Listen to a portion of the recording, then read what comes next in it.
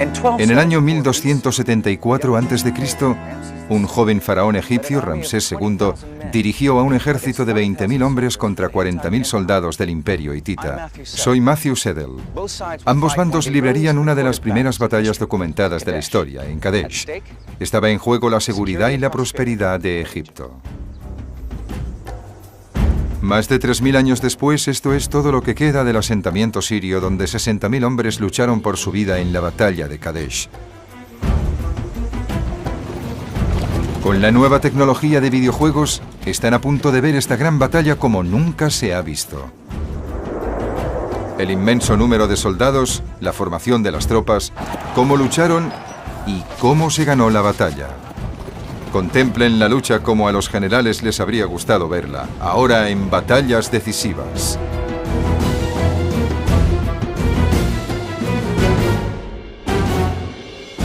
Batallas decisivas.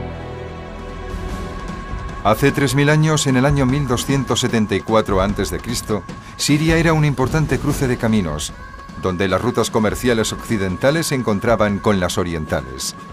La madera, el oro y las especias del este se cambiaban por el cobre y el latón del oeste. Siria había sido un campo de batalla a lo largo de gran parte de su historia. Era punto de encuentro de 3 continentes. No podía defenderse sola, ni constituir por sí misma un gran estado. Así que siempre era el objetivo elegido de las superpotencias de la época. Al sur estaba el poderoso Egipto, al norte el emergente imperio hitita. La ciudad de Kadesh estaba situada en la misma frontera de los imperios egipcio e hitita. Tanto Ramsés como los hititas querían apoderarse de Kadesh, porque esta ciudad controlaba importantes rutas comerciales terrestres. Permitía el acceso hacia el sur desde el imperio hitita o hacia el norte desde Egipto. Durante casi 200 años, los egipcios y los hititas habían luchado por conseguir el control del centro de Siria. El feudo de los hititas se encontraba en las tierras altas de Anatolia, en la actual Turquía. Egipto era un reino del desierto, totalmente dependiente de la extensión de tierra fértil junto al río Nilo y que sobrevivía gracias a las inundaciones anuales. Egipto estaba gobernado por el faraón, que era como un dios en la tierra. Fue el primer estado centralizado de la historia. En realidad era bastante aislacionista respecto a otras potencias. Los extranjeros eran considerados inferiores y se tenían bajo control. En el año 1482 a.C., el faraón Tutmosis III había vencido a los hititas en la gran batalla de Megido. Pero la mayoría de las confrontaciones eran a escala mucho más pequeña y las grandes contiendas militares eran poco frecuentes. En 1279 a.C., Ramsés II, de 25 años, se convirtió en faraón de Egipto. Ramsés II es un personaje totalmente fascinante y dejó su huella por todo el Nilo. Era famoso por inscribir su nombre en todo, por levantar monumentos y por esculpir estatuas. Incluso se conserva su cuerpo, así que sabemos muchas cosas sobre Ramsés. Conocemos su aspecto físico porque su momia se ha conservado. Era alto para un egipcio, 1,70 m, y podría haber sido pelirrojo, como resultado del matrimonio de algún antepasado suyo con alguien de origen asiático. Ser faraón era algo incomparable. Eras un semidios, no eras solo un ser humano. A la vez eras el hombre más rico del mundo y el más poderoso. Ramsés ya tenía gran experiencia militar. Cuando era un joven príncipe, había luchado junto a su padre, Seti, en Libia y Siria. Seti había capturado la ciudad estratégica de Kadesh, pero esta había vuelto a manos hititas. Si se apoderaba nuevamente de Kadesh, demostraría que era un gran guerrero, tan grande como su padre, y además tendría acceso a las rutas comerciales entre Oriente y Occidente.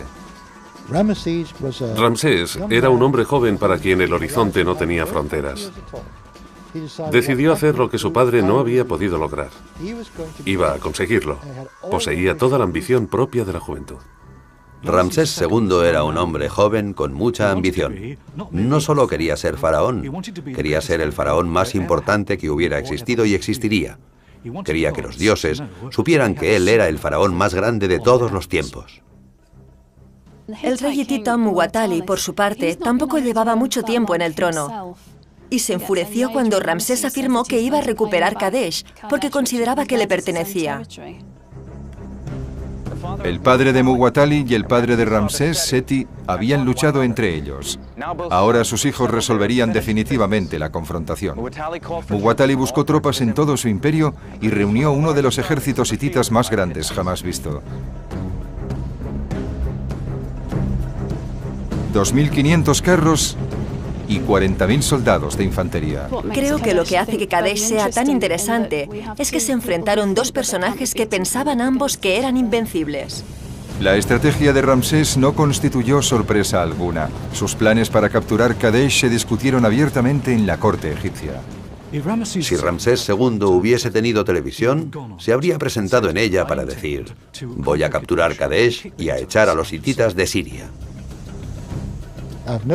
No tengo ninguna duda de que las noticias que llegaban de Egipto le daban a Muwatalli una idea del carácter impaciente del joven faraón. Solo tenía 25 años. Creía que podía realizar cualquier empresa. Era impetuoso, no tenía paciencia. Muwatalli debía de estar frotándose las manos diciendo: bien, sabemos cómo enfrentarnos a este tipo de impetuosos. Las batallas siempre tenían lugar durante la primavera y el verano para que los ejércitos no carecieran de suministros. Los ejércitos de esa época se constituían en base a la infantería y a los carros. Los conductores de carros eran como los pilotos de cazas de la actualidad, los mejores soldados de la época. Ser conductor de carro era como ser piloto de pruebas o algo así. Era una tarea que los hombres querían hacer y que daba prestigio. Se podían conseguir grandes recompensas. Las mujeres se sentían atraídas por estos conductores. También tenían que abastecer y mantener sus propios carros y caballos. El carro era una importante arma de asalto, diseñada para penetrar entre las líneas de la infantería enemiga. Era al mismo tiempo una plataforma de tiro móvil, pues además del conductor llevaba a un arquero. Las dos armas principales del conductor eran la lanza, diseñada para atacar de cerca cuando el carro estaba rodeado de enemigos, y el arco. Hay un relato que habla de un faraón egipcio que usaba un arco que preparó y disparó, y sus flechas atravesaron un objetivo de cobre puro. Las flechas atravesaron el cobre y salieron por el otro lado cayendo al suelo. Eran armas que podían destrozar una armadura y ocasionar mucho daño. El carro estaba diseñado para aproximarse al enemigo, lo que quería decir que el enemigo podía a su vez atacarlo fácilmente.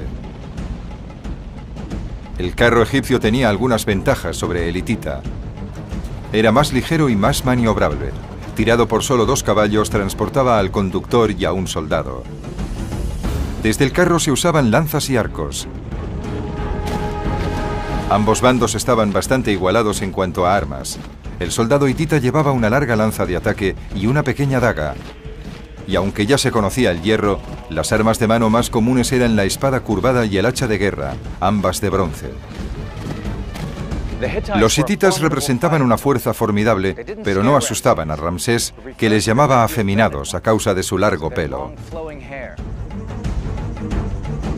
A mediados de abril del 1274 a.C., el ejército egipcio se reunió en la ciudad de Pi Ramsés, en el delta del Nilo. El país debió sentirse aliviado, porque eso era lo que se esperaba que hicieran los faraones, que reunieran grandes ejércitos, demostraran la superioridad de Egipto y desfilaran triunfalmente. Desde allí tenían un mes de marcha hasta el campo de batalla en la llanura de Kadesh. El resultado glorificaría o destruiría al joven faraón y decidiría el futuro de Egipto.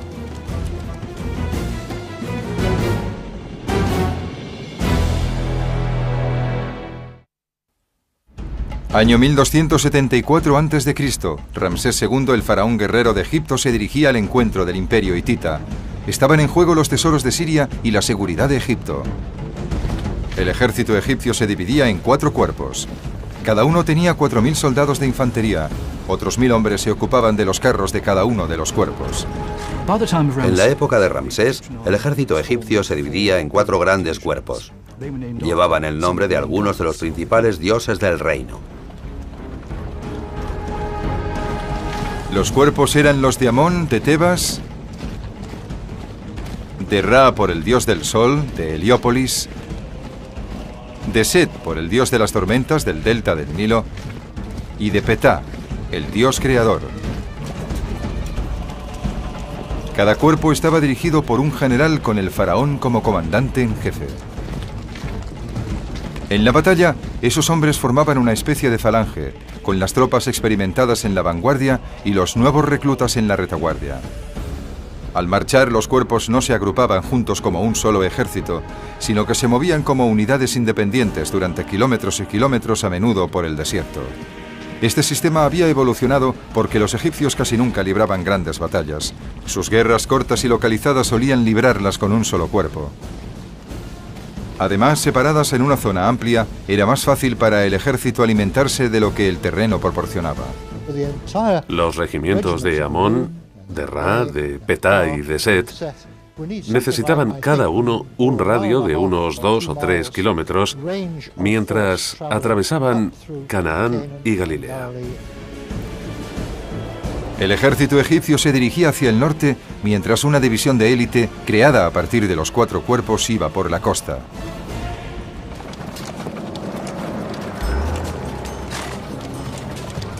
A finales de mayo, Ramsés estaba a solo una jornada de camino de Kadesh. Dirigía el cuerpo de Amón, que llevaba una ventaja de bastantes kilómetros sobre el resto del ejército. Poco después del alba levantó el campamento y partió para llegar a la ciudad al anochecer. Aunque los dos soberanos sabían que la batalla iba a librarse, ninguno de ellos sabía exactamente cuándo comenzaría ni dónde se encontraba el ejército enemigo. Esa misma noche los soldados de Ramsés encontraron a 2 beduinos que, al ser preguntados sobre el ejército hitita, dijeron que no lo habían visto. Cuando Ramsés supo que los hititas no estaban cerca, creyó que sus mejores deseos se habían hecho realidad. Ahí estaba Kadesh. Podía entrar y tomarla. Ramsés se sintió aliviado. Tenía tiempo suficiente para que sus hombres comieran y descansaran y esperar la llegada de los otros cuerpos. Montó su tienda y se sentó en un trono de oro. Pero le aguardaba una gran sorpresa. A la mañana siguiente, sus hombres capturaron a 2 exploradores hititas que al principio se negaron a hablar. Pero tras un duro interrogatorio fueron llevados ante Ramsés y confesaron la verdad. El ejército hitita no estaba a días de distancia. Eran más numerosos que la arena a orillas del río y estaban esperando tras una colina cercana. Ramsés quedó horrorizado. Los hititas estaban tan cerca que podían atacarle y él solo disponía de un cuerpo de tropas. 5.000 egipcios contra Muwatalli y sus 40.000 hititas. El hecho de saber lo que ocurrió a continuación es lo que hace que la batalla de Kadesh sea tan importante. Esta batalla es la más antigua confrontación bélica documentada que podemos reconstruir con total precisión. Un poema de la época del faraón contiene un relato de la campaña de Kadesh, y los muros de aquí, del Ramesseum en Luxor, están cubiertos de escenas de la contienda.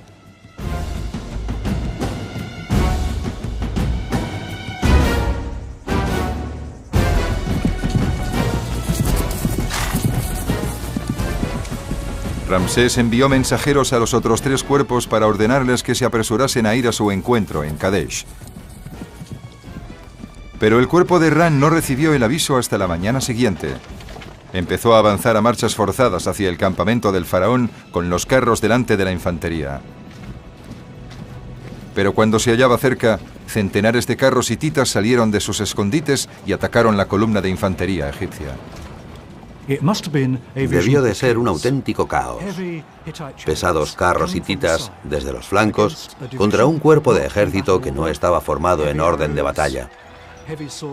Innumerables flechas, espadas pesadas, gritos que helaban la sangre y una muerte repentina que caía desde el cielo. El cuerpo de Ra se vino abajo. Muchos soldados tiraron sus armas y escaparon. Los hombres que debían rescatar al faraón habían huido. Ramsés estaba atrapado con solo una cuarta parte de sus tropas. Era cuestión de tiempo que el ejército hitita lo venciera.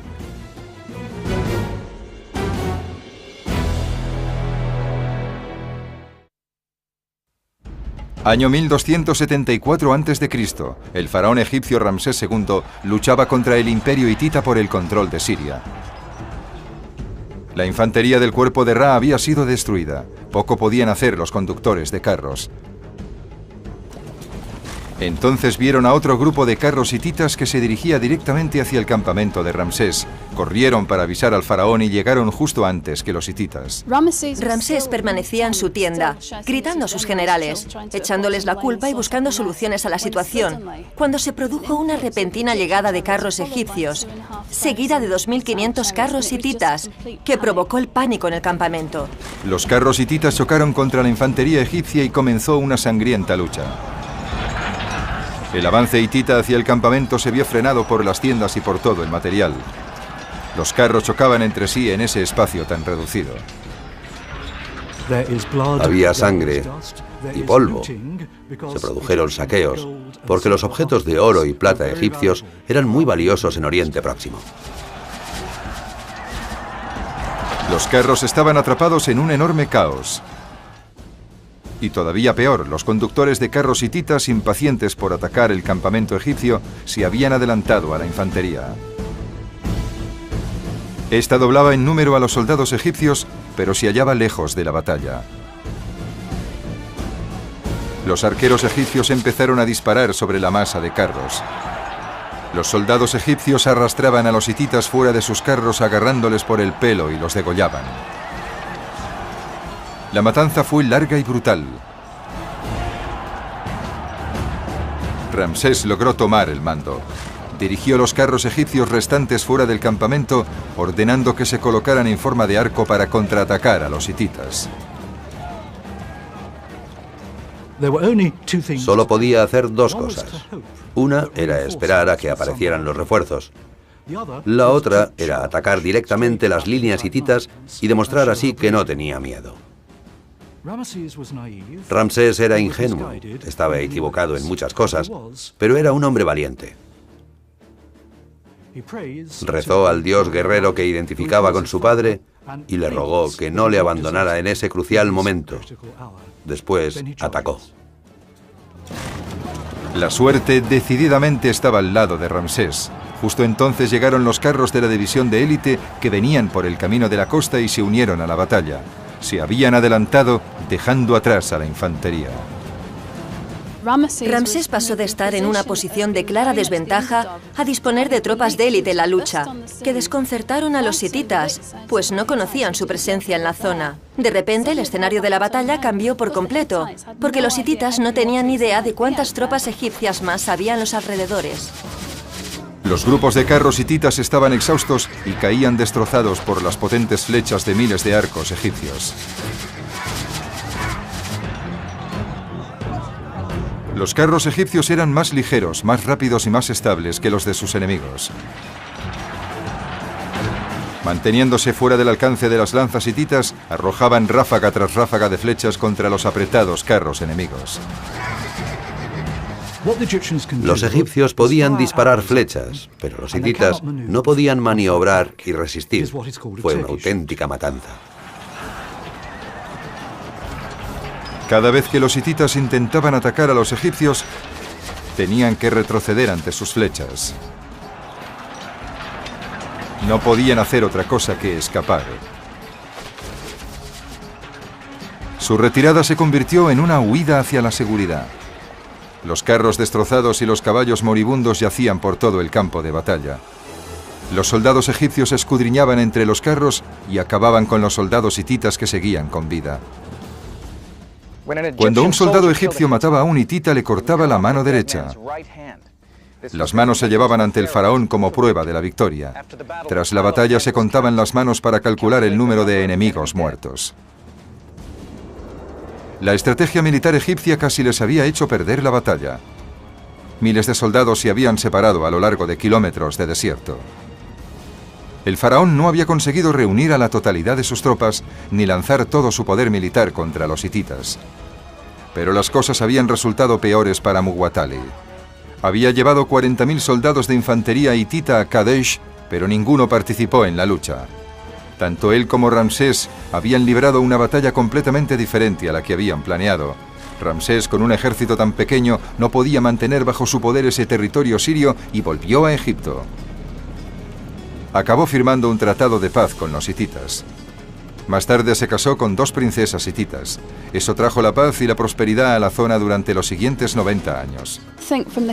Creo que a partir de las inscripciones de la batalla de Kadesh, podemos saber que Ramsés se apartó de la mitología, dejó de ser un semidios y se convirtió en un hombre asustado en un campo de batalla que logró salir de esa situación tan peligrosa. Si los hititas hubieran vencido, toda la zona de Palestina habría caído en su poder. Muchas partes de la Biblia están relacionadas con Egipto. No habríamos tenido nada de eso. Ni siquiera tendríamos la Biblia tal y como la conocemos. Puede que se hubiese escrito en hitita. Ramsés gobernó durante casi 70 años más, dándole a Egipto un período de estabilidad poco corriente. Durante su larga vida tuvo 200 mujeres, 96 hijos y 60 hijas. Continuó teniendo suerte. Durante su reino el Nilo se desbordaba regularmente, trayendo buenas cosechas. Pero en el 1274 a.C. se ignoraba todo eso. Ramsés sabía que la batalla de Kadesh había supuesto un hito importante para hacerlo posible. El joven faraón se había ganado una gran reputación y había sabido proteger las fronteras de Egipto. No deseaba que su pueblo lo olvidara. Ordenó que en los muros de su templo, aquí en Luxor, en el Ramesseum, se esculpieran escenas de la batalla. Actualmente, más de 3000 años después, la gente llega de todo el mundo para leer aquí la historia de Ramsés y la batalla de Kadesh.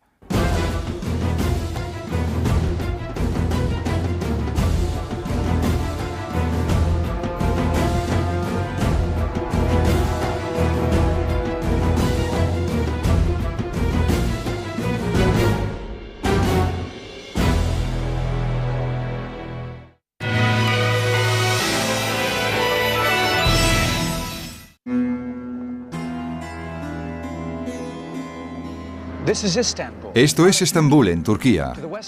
Al oeste está Europa, al este Asia, que se extiende hasta la India y China. Soy Matthew Seddel.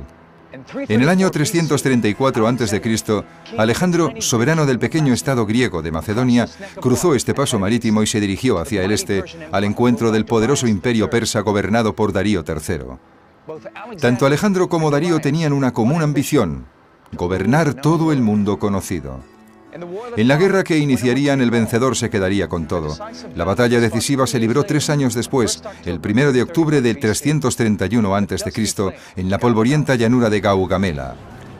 Con la nueva tecnología de videojuegos, están a punto de ver esta gran batalla como nunca se ha visto.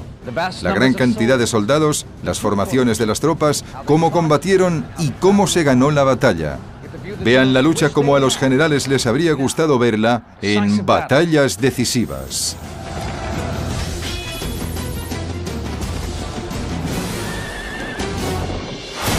Batallas Decisivas. Gaugamela. Los acontecimientos que condujeron a esta gran batalla se iniciaron muy lejos de las polvorientas llanuras de Persia. En el año 356 a.C., el rey de Macedonia, Filipo, y su mujer Olimpia tuvieron un hijo que llamaron Alejandro. Filipo era el rey más poderoso de la Grecia de entonces, pero le resultaba muy difícil mantener unidos los diferentes estados. Contemplaba la guerra contra el viejo enemigo griego, Persia, como una forma de unir Grecia y de obtener el poder. Pero Filipo tenía problemas domésticos. Teniendo ya 6 esposas, en el 337 a.C. se casó con la séptima, una joven adolescente llamada Cleopatra. Olimpia se puso furiosa porque temía que su hijo Alejandro nunca llegara a convertirse en rey. Al año siguiente, el 336 a.C., Filipo fue asesinado. Se sospechó que el asesinato había sido organizado por Olimpia, pero tal y como ella deseaba, su hijo Alejandro, de 20 años de edad, heredó tanto el trono de Filipo como su ambición por conquistar Persia. Creo que Persia simbolizaba para Alejandro el dragón que debía matar. Era como el saqueo Troya multiplicado por 100. El imperio persa era inmenso, pues abarcaba Turquía, Irak, Irán, Afganistán y el norte de la India. Pero su gran dimensión solo animó a Alejandro. Era un personaje insaciablemente curioso que quería contemplar las tierras que había más allá de Persia y el océano que se creía que rodeaba Europa y Asia en los confines del mundo entonces conocido. Alejandro era a la vez un cazador y un conquistador, y su ambición no tenía límite. Su primera tarea era vencer al imperio persa de Darío III. La segunda, recuperar los territorios del antiguo imperio persa, del que había oído hablar y que se había extendido hasta el Hindu Kush, que actualmente es Pakistán. El tercer objetivo era alcanzar el límite que los griegos creían que era el océano. Quería seguir adelante hasta llegar al océano oriental.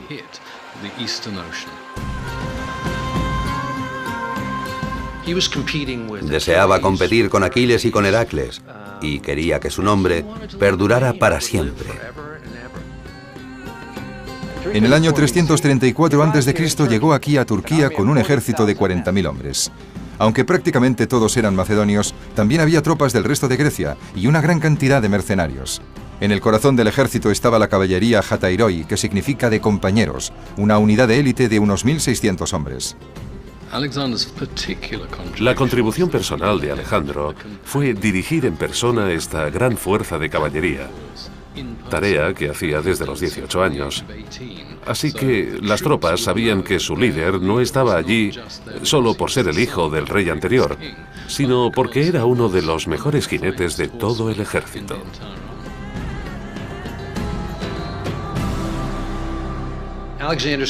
La caballería Hatairoi de Alejandro era probablemente la mejor caballería que ha existido en la historia de la humanidad. Eran compañeros del rey, la élite de Macedonia que podía llamar a Alejandro por su nombre, y eran sus amigos. Los persas enviaron a su vez un ejército para hacer retroceder a ese joven advenedizo al otro lado del Helesponto. Las dos fuerzas se encontraban junto al río Gránico. Alejandro condujo a la caballería al otro lado del río. Se dirigió directamente hacia Mitrídates, el yerno de Darío, hundiéndole la lanza en la cara y matándole instantáneamente. Dos generales persas atacaron a Alejandro. Uno le abolló el casco con un golpe de espada, pero Alejandro logró terminar con él. El segundo general le atacó con un hacha, pero al levantarla, uno de los compañeros de Alejandro le cortó el brazo a la altura del hombro. El resto de la caballería y la infantería macedonias cruzaron rápidamente el río, haciendo huir a los persas.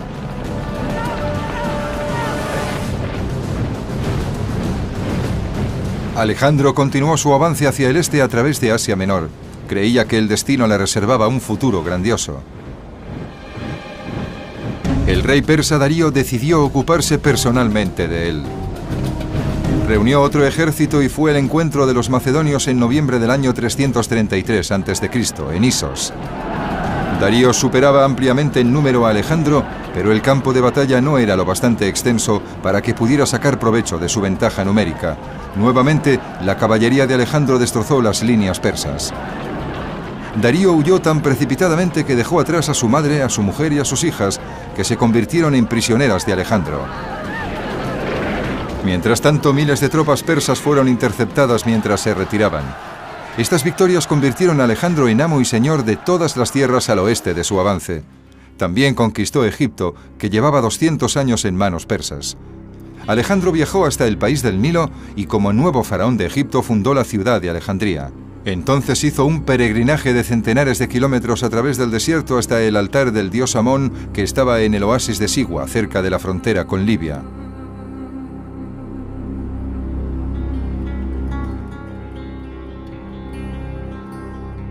Las preguntas que se le hacían a Amón se respondían a través de un sacerdote. Alejandro le preguntó: ¿gobernaré el mundo entero?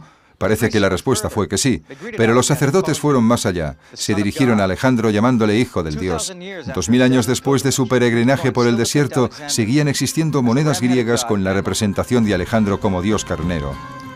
Aquellos que le conocían aseguraron que Egipto le había cambiado. Él creía que se había vuelto divino e invencible. En julio del año 331 a.C., su ejército estaba listo para avanzar hacia el este, hacia el corazón de Persia. 3 meses más tarde cruzó los ríos Éufrates y Tigris. Darío, que había aprendido de su derrota en Isos, le esperaba en la llanura de Gaugamela, nombre que significa la casa del camello. Darío escogió luchar allí para poder usar su caballería y sus carros a pleno rendimiento. Lo arriesgaba todo para poder detener a Alejandro definitivamente, ya que si éste derrotaba a su ejército, todo el imperio persa quedaría en manos de un nuevo líder, Alejandro Magno.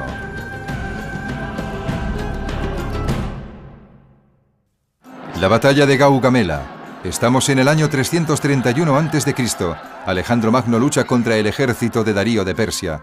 Está en juego el control de Asia desde el Mar Negro hasta la frontera de la India. El ejército de Darío era una fuerza enorme de unos 250.000 hombres, cifra 5 veces superior al ejército de Alejandro. Curcio Rufo, historiador de la época, escribió que el ejército persa reptaba por el desierto. Al frente iba la caballería, procedente de todas partes del imperio. A continuación estaban las tropas de infantería de élite, conocidas por el nombre de inmortales, porque nunca dejaban que fueran menos de 10.000 hombres. 10.000 lanceros, 30.000 soldados a pie y 400 caballos reales. 600 mulas y 300 camellos llevaban el tesoro del rey, que en la actualidad valdría más de 3.000 millones de dólares. En comparación, el ejército de Alejandro era burdo e improvisado, y sobre todo mucho más pequeño, unos 40.000 soldados de infantería y 7.000 de caballería. Pero era un ejército que confiaba en su líder Alejandro, que a la cabeza de su caballería Hatairoi dirigía desde primera línea. Los macedonios eran como una fraternidad. Cada día comían juntos, cenaban juntos, se comportaban como hermanos, primos, tíos. Todo el mundo estaba emparentado con todo el mundo por matrimonio o por consanguinidad. Alejandro adoraba a esos soldados y ellos, a su vez, le adoraban. La llanura de Gaugamela era un terreno adecuado para librar una batalla con carros, pero Darío fue un paso más allá, haciendo nivelar la tierra para formar pistas para los carros. Iba a ser una batalla monumental, el tipo de confrontación para el que se entrenaban los persas. Las grandes dimensiones de este campo de batalla permitirían que Darío enviase todas sus tropas a luchar y que pudiera utilizar su ventaja numérica para aplastar completamente a Alejandro. Uno de los objetivos clave de Darío era romper el grupo de lanceros de la falange. Darío tenía un plan. Utilizaría carros segadores que eran como carros normales pero dotados de largas cuchillas afiladas en las ruedas, capaces de cortar las piernas a un hombre o las patas a un caballo. Se lanzaban a toda velocidad hacia los grupos de infantería con el fin de romper las filas enemigas y así crear huecos para su propia caballería e infantería. Sabemos cómo desplegó Darío su ejército porque tras la batalla se capturaron sus instrucciones escritas. En el flanco izquierdo se hallaban las caballerías bactriana y escita de las estepas asiáticas. Su trabajo consistía en detener la carga de la caballería Hatairoi. Darío preparó meticulosamente Gaugamela para poder situar una gran cantidad de caballería pesada en el flanco izquierdo, para que Alejandro tuviera que luchar contra una fila tras otra de sus experimentados jinetes. Los persas estaban en el centro de la línea con el rey y el séquito real. Delante de Darío estaban los elefantes portadores de equipaje y otros 50 carros. El flanco derecho lo componían tropas de Siria, Mesopotamia y el Golfo Pérsico y 100 carros segadores.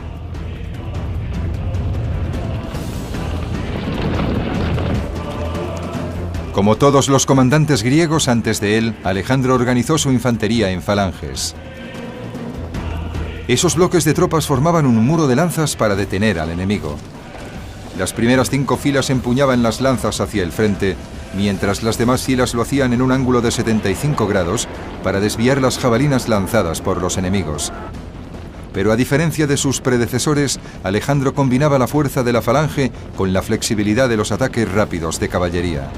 El ejército macedonio, diseñado por Filipo I y perfeccionado después por Alejandro, era como la bomba inteligente de la antigüedad.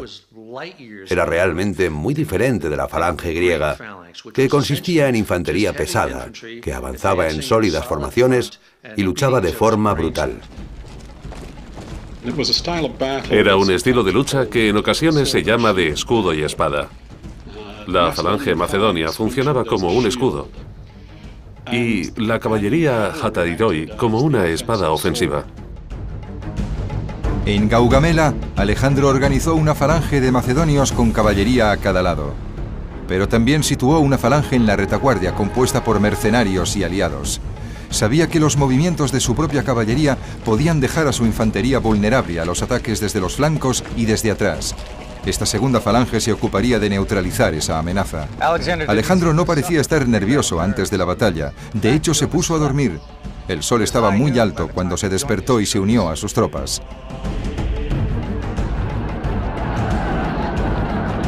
Los dos ejércitos avanzaron en línea de batalla.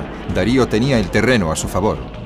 La amplia llanura era perfecta para desplegar su infantería, muy superior en número, y su caballería. Los persas quintuplicaban las fuerzas de Alejandro. Para evitar que le superaran por los flancos, Alejandro dirigió su caballería a la derecha, hacia el final de la línea persa. La caballería de Darío se movió en la misma dirección para no perder de vista a sus oponentes. Estas maniobras fueron ventajosas para Alejandro, ya que alejaron a ambas fuerzas lejos del terreno que el emperador persa había preparado para sus carros. Darío se dio cuenta de lo que estaba ocurriendo y ordenó el avance de su flanco izquierdo. Para evitar que le rodearan, Alejandro cargó entonces contra los persas. Lo que Alejandro buscaba en sus batallas era ante todo una abertura en la formación enemiga. En cuanto la encontraba, dirigía una carga de su caballería, Hatairoi, directamente hacia ese hueco.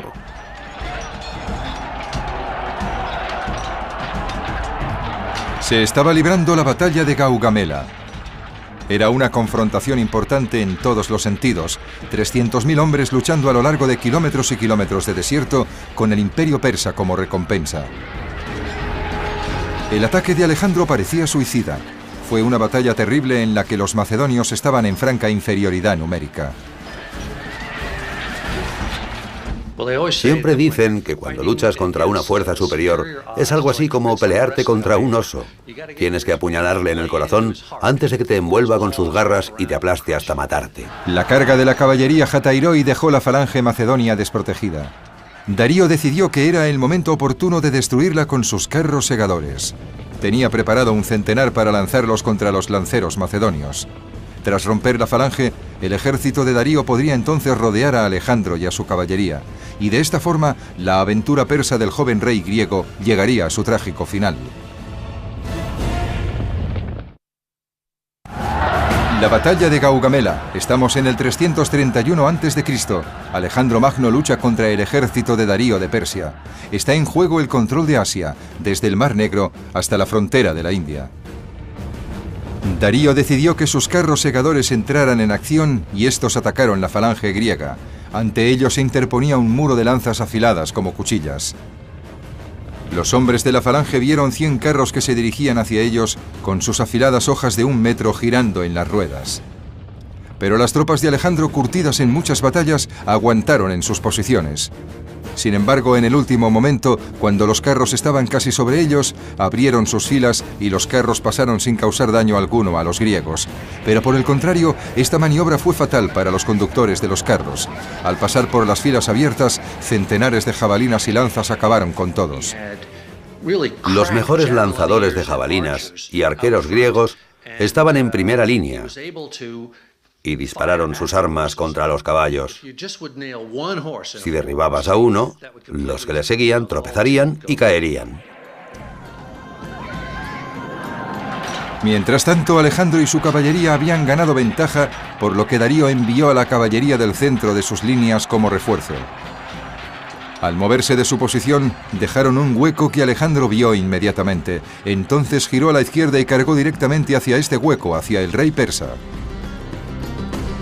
Alejandro solo consiguió tener superioridad numérica en un único momento de la batalla, pero fue en el momento más crucial, al cargar contra Darío. La falange macedonia seguía a Alejandro. La línea de batalla persa se rompió y una vez más Darío huyó. Cuando el resto del ejército vio que su rey y su séquito huían, pensaron, como es lógico, si el rey huye, ¿por qué nos tenemos que quedar aquí jugándonos la vida? Pero la batalla todavía no había concluido. Parte de la caballería persa consiguió reagruparse y atacar a la caballería del flanco izquierdo de Alejandro. Si ese flanco del ejército de Alejandro cedía, particularmente si cedía demasiado pronto, todo el plan de batalla de Alejandro se vendría abajo, lo cual probablemente no solo impediría su victoria, sino que podría conducirle a una rotunda derrota. Pero nuevamente la inteligencia táctica de Alejandro salvó la situación. Había situado la falange en la retaguardia para prevenir una emergencia semejante y entonces ordenó que entrara en acción, consiguiendo hacer retroceder a la caballería persa. Cuando se supo que Darío había huido, el enorme ejército persa empezó a retirarse. En ese momento todo el ejército macedonio se puso a perseguir a los persas. Darío lo había abandonado todo al huir para poder salvar su vida. En Isos había dejado a su mujer y a sus hijas. Esta vez en Gaugamela dejó grandes cantidades de tesoros y armas e incluso su propio carro real. Pero consiguió escapar. Las cifras de bajas habidas en batallas antiguas normalmente eran más propaganda que hechos reales. El historiador griego Arriano decía que Alejandro había perdido solo 100 hombres, mientras que Darío había perdido 300.000. Aunque eso sea evidentemente una terrible exageración, los persas debieron sufrir un número de bajas muy considerable. El ejército persa perdió muchos hombres cuando emprendió la retirada. Durante los siguientes 9 meses, Alejandro perseguiría a Darío, pero nunca más ambos líderes se volvieron a ver con vida. Darío murió apuñalado por uno de sus propios generales y fue abandonado junto al camino mientras agonizaba. Alejandro encontró al rey muerto y lo envolvió en su propia capa. Mandó ejecutar a los asesinos de Darío y celebró un funeral real en su honor.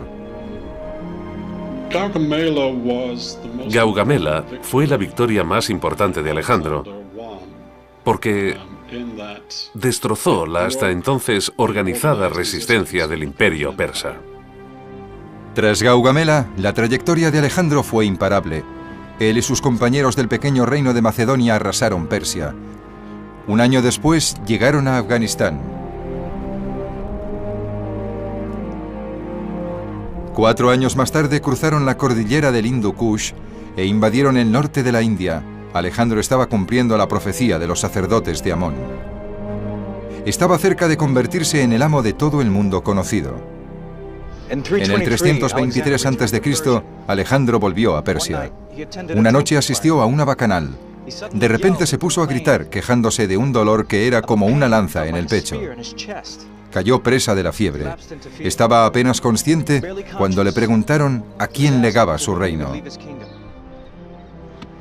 Contestó: al más fuerte. Si alguien merece ser juzgado por los valores de su propia época, y no por los nuestros, es Alejandro. Luchó siempre como un héroe, y nunca fue un general frío y calculador como César o Napoleón. Estaba ahí, en primera línea, sobre su caballo bucéfalo, atacando, y creía que a eso se reducía todo. El 11 de junio murió a los 32 años. Después de todo, no era un dios.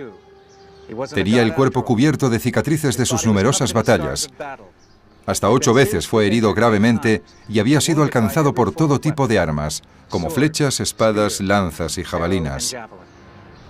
Los egipcios le embalsamaron y no le llevaron a su patria, a Macedonia, sino a Alejandría, que llevaba el nombre del mejor comandante que el mundo había conocido. Su imperio no sobrevivió. Ningún hombre fue lo bastante poderoso como para heredar su importante legado. En lugar de ello, se dividió entre sus generales. Nunca más ningún hombre igualaría a Alejandro como conquistador.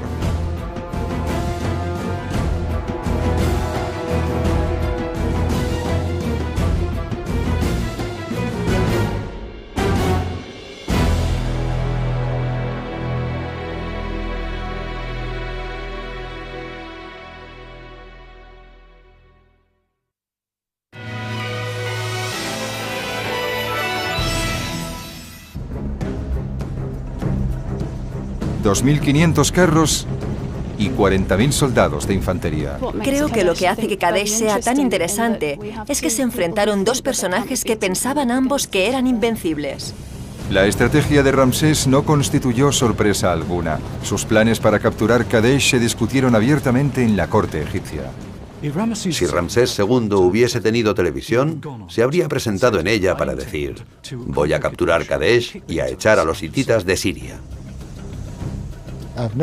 No tengo ninguna duda de que las noticias que llegaban de Egipto le daban a Muwatalli una idea del carácter impaciente del joven faraón. Solo tenía 25 años. Creía que podía realizar cualquier empresa. Era impetuoso, no tenía paciencia. Muwatalli debía de estar frotándose las manos diciendo, bien, sabemos cómo enfrentarnos a este tipo de impetuosos. Las batallas siempre tenían lugar durante la primavera y el verano para que los ejércitos no carecieran de suministros. Los ejércitos de esa época se constituían en base a la infantería y a los carros. Los conductores de carros eran como los pilotos de cazas de la actualidad, los mejores soldados de la época. Ser conductor de carro era como ser piloto de pruebas o algo así. Era una tarea que los hombres querían hacer y que daba prestigio. Se podían conseguir grandes recompensas. Las mujeres se sentían atraídas por estos conductores. También tenían que abastecer y mantener sus propios carros y caballos. El carro era una importante arma de asalto, diseñada para penetrar entre las líneas de la infantería enemiga. Era al mismo tiempo una plataforma de tiro móvil, pues además del conductor llevaba a un arquero. Las dos armas principales del conductor eran la lanza, diseñada para atacar de cerca cuando el carro estaba rodeado de enemigos, y el arco. Hay un relato que habla de un faraón egipcio que usaba un arco que preparó y disparó, y sus flechas atravesaron un objetivo de cobre puro. Las flechas atravesaron el cobre y salieron por el otro lado cayendo al suelo. Eran armas que podían destrozar una armadura y ocasionar mucho daño. El carro estaba diseñado para aproximarse al enemigo, lo que quería decir que el enemigo podía a su vez atacarlo fácilmente. El carro egipcio tenía algunas ventajas sobre el hitita. Era más ligero y más maniobrable. Tirado por solo 2 caballos, transportaba al conductor y a un soldado. Desde el carro se usaban lanzas y arcos. Ambos bandos estaban bastante igualados en cuanto a armas. El soldado hitita llevaba una larga lanza de ataque y una pequeña daga. Y aunque ya se conocía el hierro, las armas de mano más comunes eran la espada curvada y el hacha de guerra, ambas de bronce. Los hititas representaban nueva tecnología de videojuegos. Están a punto de ver esta gran batalla como nunca se ha visto. El inmenso número de soldados, la formación de las tropas, cómo lucharon y cómo se ganó la batalla. Contemplen la lucha como a los generales les habría gustado verla, ahora en batallas decisivas.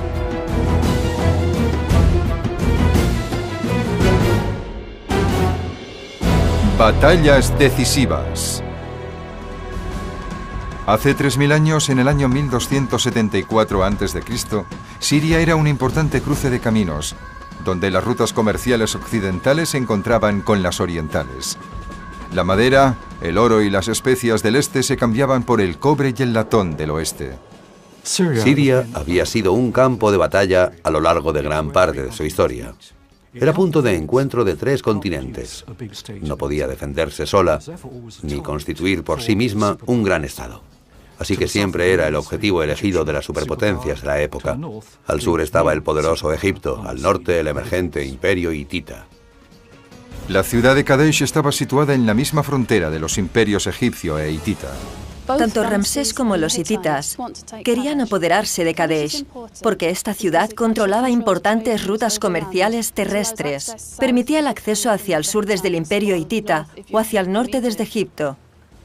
Durante casi 200 años, los egipcios y los hititas habían luchado por conseguir el control del centro de Siria. El feudo de los hititas se encontraba en las tierras altas de Anatolia, en la actual Turquía. Egipto era un reino del desierto, totalmente dependiente de la extensión de tierra fértil junto al río Nilo y que sobrevivía gracias a las inundaciones anuales. Egipto estaba gobernado por el faraón, que era como un dios en la tierra. Fue el primer estado centralizado de la historia. En realidad era bastante aislacionista respecto a otras potencias. Los extranjeros eran considerados inferiores y se tenían bajo control. En el año 1482 a.C., el faraón Tutmosis III había vencido a los hititas en la gran batalla de Megido. Pero la mayoría de las confrontaciones eran a escala mucho más pequeña y las grandes contiendas militares eran poco frecuentes. En 1279 a.C., Ramsés II, de 25 años, se convirtió en faraón de Egipto. Ramsés II es un personaje totalmente fascinante y dejó su huella por todo el Nilo. Era famoso por inscribir su nombre en todo, por levantar monumentos y por esculpir estatuas. Incluso se conserva su cuerpo, así que sabemos muchas cosas sobre Ramsés. Conocemos su aspecto físico porque su momia se ha conservado. Era alto para un egipcio, 1,70 m, y podría haber sido pelirrojo, como resultado del matrimonio de algún antepasado. Ramsés pasó de estar en una posición de clara desventaja a disponer de tropas de élite en la lucha, que desconcertaron a los hititas, pues no conocían su presencia en la zona. De repente, el escenario de la batalla cambió por completo, porque los hititas no tenían ni idea de cuántas tropas egipcias más había en los alrededores. Los grupos de carros hititas estaban exhaustos y caían destrozados por las potentes flechas de miles de arcos egipcios. Los carros egipcios eran más ligeros, más rápidos y más estables que los de sus enemigos. Manteniéndose fuera del alcance de las lanzas hititas, arrojaban ráfaga tras ráfaga de flechas contra los apretados carros enemigos. Los egipcios podían disparar flechas, pero los hititas no podían maniobrar y resistir. Fue una auténtica matanza. Cada vez que los hititas intentaban atacar a los egipcios, tenían que retroceder ante sus flechas. No podían hacer otra cosa que escapar. Su retirada se convirtió en una huida hacia la seguridad. Los carros destrozados y los caballos moribundos yacían por todo el campo de batalla. Los soldados egipcios escudriñaban entre los carros y acababan con los soldados hititas que seguían con vida. Cuando un soldado egipcio mataba a un hitita, le cortaba la mano derecha. Las manos se llevaban ante el faraón como prueba de la victoria. Tras la batalla se contaban las manos para calcular el número de enemigos muertos. La estrategia militar egipcia casi les había hecho perder la batalla. Miles de soldados se habían separado a lo largo de kilómetros de desierto. El faraón no había conseguido reunir a la totalidad de sus tropas ni lanzar todo su poder militar contra los hititas. Pero las cosas habían resultado peores para Muwatalli. Había llevado 40.000 soldados de infantería hitita a Kadesh, pero ninguno participó en la lucha. Tanto él como Ramsés habían librado una batalla completamente diferente a la que habían planeado. Ramsés, con un ejército tan pequeño, no podía mantener bajo su poder ese territorio sirio y volvió a Egipto. Acabó firmando un tratado de paz con los hititas. Más tarde se casó con 2 princesas hititas. Eso trajo la paz y la prosperidad a la zona durante los siguientes 90 años. Creo que a partir de las inscripciones de la batalla de Kadesh, podemos saber que Ramsés se apartó de la mitología, dejó de ser un semidios y se convirtió en un hombre asustado en un campo de batalla que logró salir de esa situación tan peligrosa.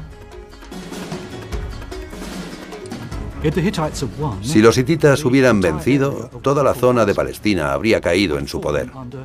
Muchas partes de la Biblia están relacionadas con Egipto. No habríamos tenido batalla. Innumerables flechas, espadas pesadas, gritos que helaban la sangre y una muerte repentina que caía desde el cielo. El cuerpo de Ra se vino abajo.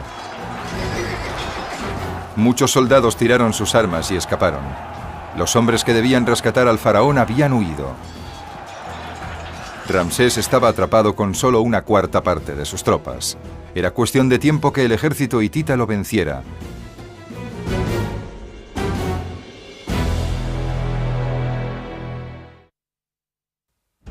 Año 1274 a.C., el faraón egipcio Ramsés II luchaba contra el imperio hitita por el control de Siria.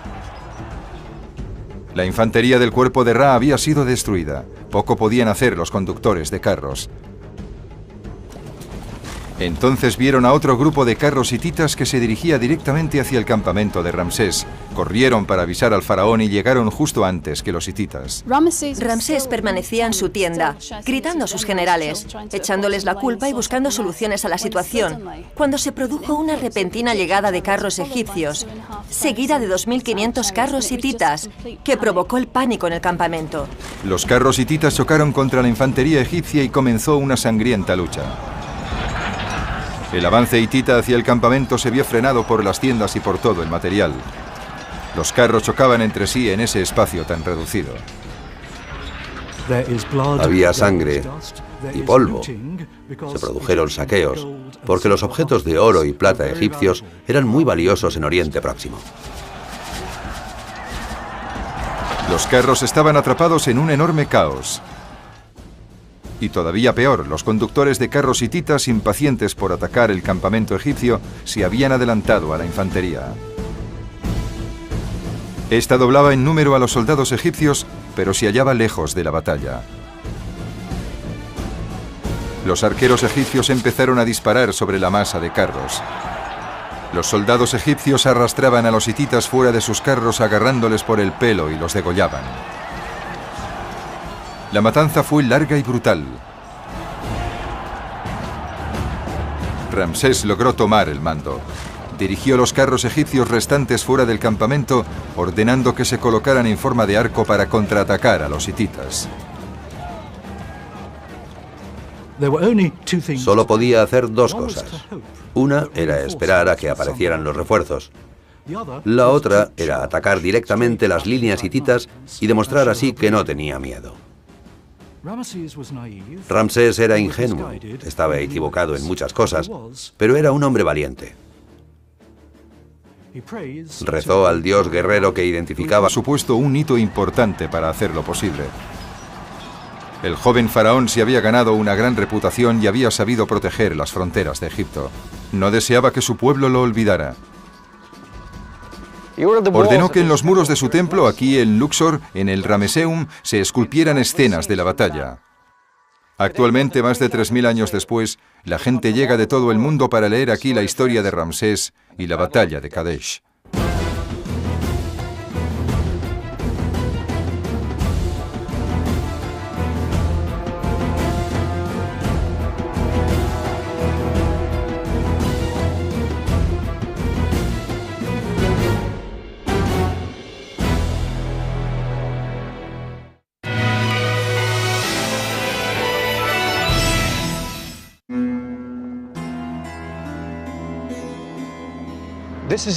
Esto es Estambul, en Turquía. Al oeste está Europa, al este Asia, que se extiende hasta la India y China. Soy Matthew Seddel.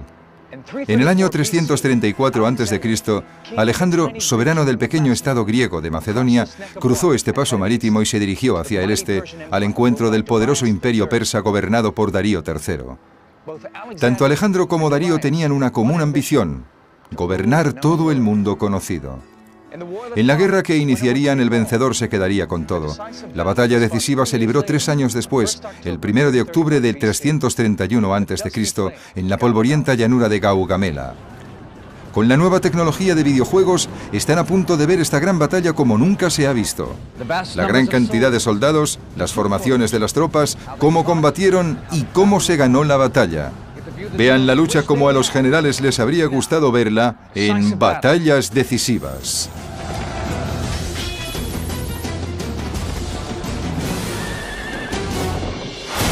Batallas Decisivas. Gaugamela. Los acontecimientos que condujeron a esta gran batalla se iniciaron muy lejos de las polvorientas llanuras de Persia. En el año 356 a.C., el rey de Macedonia, Filipo, y su mujer Olimpia tuvieron un hijo que llamaron Alejandro. Filipo era el rey más poderoso de la Grecia de entonces, pero le resultaba muy difícil mantener unidos los diferentes estados. Contemplaba la guerra contra el viejo enemigo griego, Persia, como una forma de unir Grecia y de obtener el poder. Pero Filipo tenía problemas domésticos. Teniendo ya 6 esposas, en el 337 a.C. se casó con la séptima, una joven adolescente llamada Cleopatra. Olimpia se puso furiosa porque temía que su hijo Alejandro nunca llegara a convertirse en rey. Al año siguiente, el 336 a.C., Filipo fue asesinado. Se sospechó que el asesinato había sido... Esta batalla es la más antigua confrontación bélica documentada que podemos reconstruir con total precisión. Un poema de la época del faraón contiene un relato de la campaña de Kadesh, y los muros de aquí, del Ramesseum, en Luxor, están cubiertos de escenas de la contienda.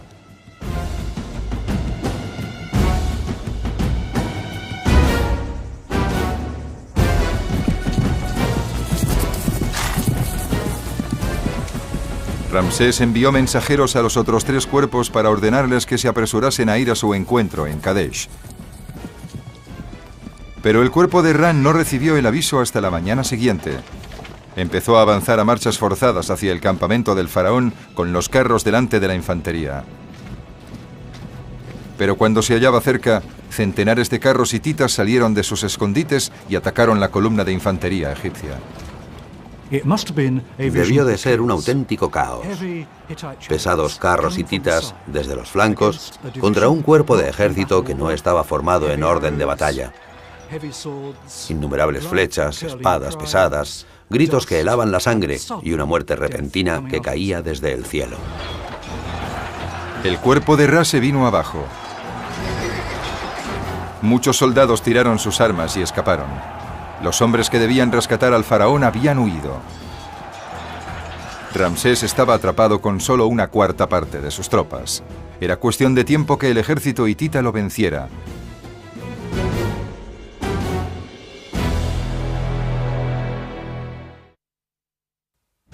Año 1274 a.C., el faraón egipcio Ramsés II luchaba contra el imperio hitita por el control de Siria. La infantería del cuerpo de Ra había sido destruida. Poco podían hacer los conductores de carros.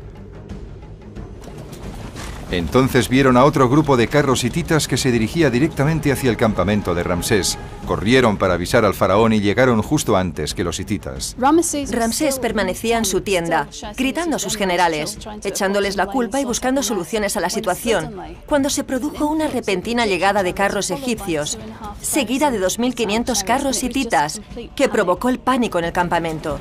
Los carros hititas chocaron contra la infantería egipcia y comenzó una sangrienta lucha. El avance hitita hacia el campamento se vio frenado por las tiendas y por todo el material. Los carros chocaban entre sí en ese espacio tan reducido. Había sangre y polvo. Se produjeron saqueos, porque los objetos de oro y plata egipcios eran muy valiosos en Oriente Próximo. Los carros estaban atrapados en un enorme caos. Y todavía peor, los conductores de carros hititas, impacientes por atacar el campamento egipcio, se habían adelantado. Eran compañeros del rey, la élite de Macedonia que podía llamar a Alejandro por su nombre, y eran sus amigos. Los persas enviaron a su vez un ejército para hacer retroceder a ese joven advenedizo al otro lado del Helesponto. Las dos fuerzas se encontraban junto al río Gránico. Alejandro condujo a la caballería al otro lado del río. Se dirigió directamente hacia Mitrídates, el yerno de Darío, hundiéndole la lanza en la cara y matándole instantáneamente. Dos generales persas atacaron a Alejandro. Uno le abolló el casco con un golpe de espada, pero Alejandro logró terminar con él. El segundo general le atacó con un hacha, pero al levantarla, uno de los compañeros de Alejandro le cortó el brazo a la altura del hombro. El resto de la caballería y la infantería macedonias cruzaron rápidamente el río, haciendo huir a los persas.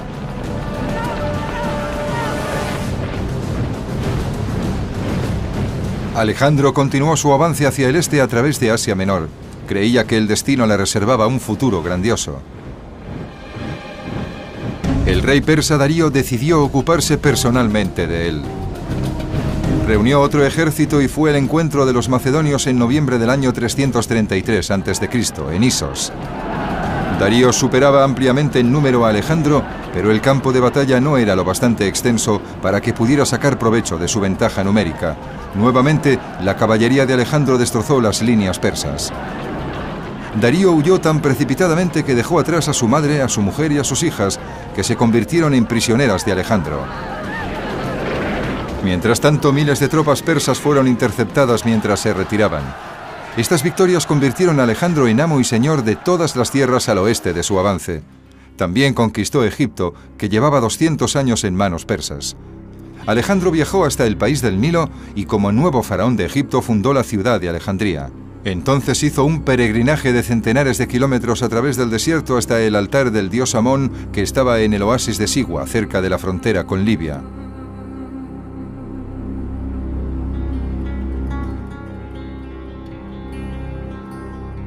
Las preguntas que se le hacían a Amón se respondían a través de un sacerdote. Alejandro le preguntó: ¿gobernaré el mundo entero? Parece que la respuesta fue que sí, pero los sacerdotes fueron más allá. Se dirigieron a Alejandro llamándole hijo del dios. 2000 años después de su peregrinaje por el desierto, seguían existiendo monedas griegas con la representación de Alejandro como dios carnero. Aquellos que le conocían aseguraron que Egipto le había cambiado. Él creía que se había vuelto divino e invencible. En julio del año 331 a.C., su ejército estaba listo para avanzar hacia el este, hacia el corazón de Persia. 3 meses más tarde cruzó los ríos Éufrates y Tigris. Darío, que había aprendido de su derrota en Iso, rodearan, Alejandro cargó entonces contra los persas.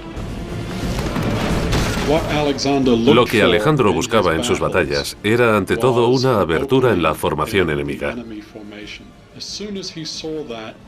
En cuanto la encontraba, dirigía una carga de su caballería, Hatairoi, directamente hacia ese hueco.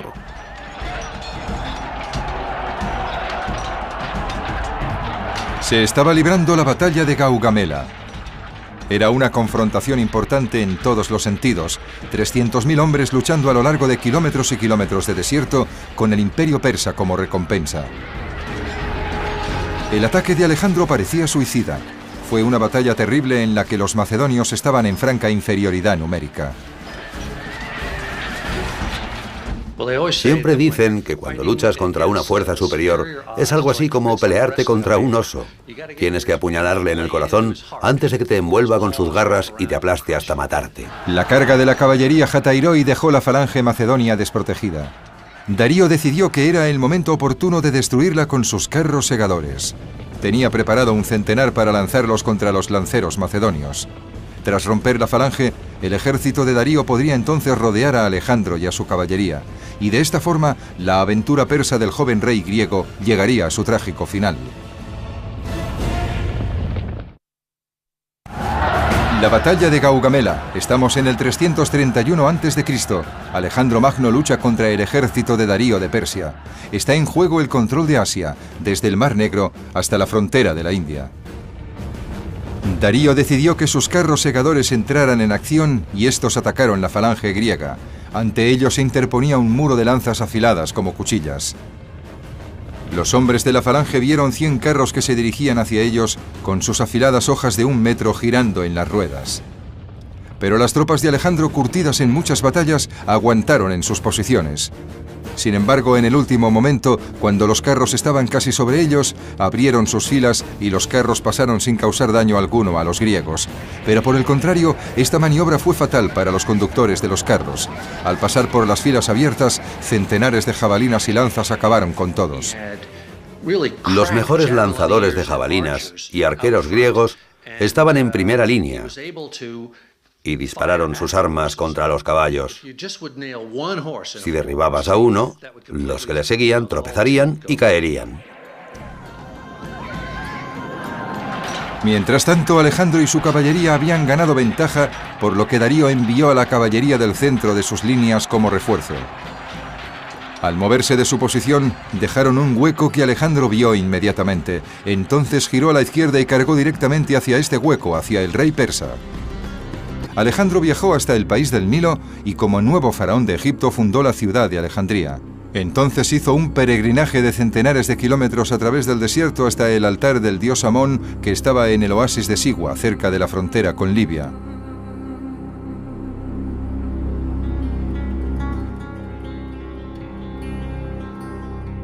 Las preguntas que se le hacían a Amón se respondían a través de un sacerdote. Alejandro le preguntó: ¿gobernaré el mundo entero?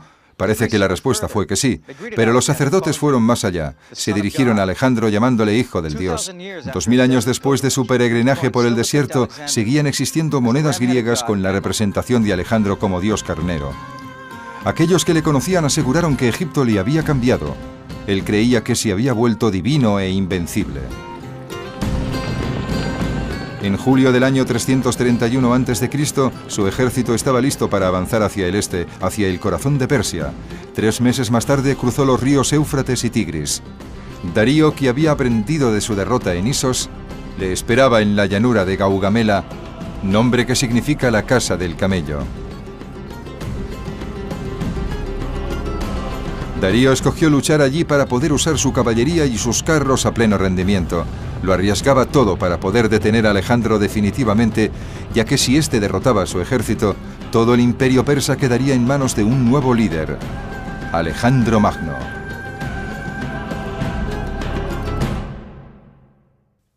La batalla de Gaugamela. Estamos en el año 331 a.C. Alejandro Magno lucha contra el ejército de Darío de Persia. Está en juego el control de Asia desde el Mar Negro hasta la frontera de la India. El ejército de Darío era una fuerza enorme de unos 250.000 hombres, cifra 5 veces superior al ejército de Alejandro. Curcio Rufo, historiador de la época, escribió que el ejército persa reptaba por el desierto. Al frente iba la caballería, procedente de todas partes del imperio. A continuación estaban las tropas de infantería de élite, conocidas por el nombre de inmortales, porque nunca dejaban que fueran menos de 10.000 hombres. 10.000 lanceros, 30.000 soldados a pie y 400 caballos reales. 600 mulas y 300 camellos llevaban el tesoro del rey, que en la actualidad valdría más de 3.000 millones de dólares. En comparación, el ejército de Alejandro era burdo e improvisado, y sobre todo mucho más pequeño, unos 40.000 soldados de infantería y 7.000 de caballería. Pero era un ejército que confiaba en su líder Alejandro, que a la cabeza de su caballería Hatairoi dirigía desde primera línea. Los macedonios eran como una fraternidad. Cada día comían juntos, cenaban juntos, se comportaban como hermanos, primos, tíos. Todo el mundo estaba emparentado. Desde el carro se usaban lanzas y arcos. Ambos bandos estaban bastante igualados en cuanto a armas. El soldado hitita llevaba una larga lanza de ataque y una pequeña daga. Y aunque ya se conocía el hierro, las armas de mano más comunes eran la espada curvada y el hacha de guerra, ambas de bronce. Los hititas representaban una fuerza formidable, pero no asustaban a Ramsés, que les llamaba afeminados a causa de su largo pelo. A mediados de abril del 1274 a.C., el ejército egipcio se reunió en la ciudad de Pi-Ramsés, en el delta del Nilo. El país debió sentirse aliviado, porque eso era lo que se esperaba que hicieran los faraones, que reunieran grandes ejércitos, demostraran la superioridad de Egipto y desfilaran triunfalmente. Desde allí tenían un mes de marcha hasta el campo de batalla en la llanura de Kadesh. El resultado glorificaría o destruiría al joven faraón y decidiría el futuro de Egipto.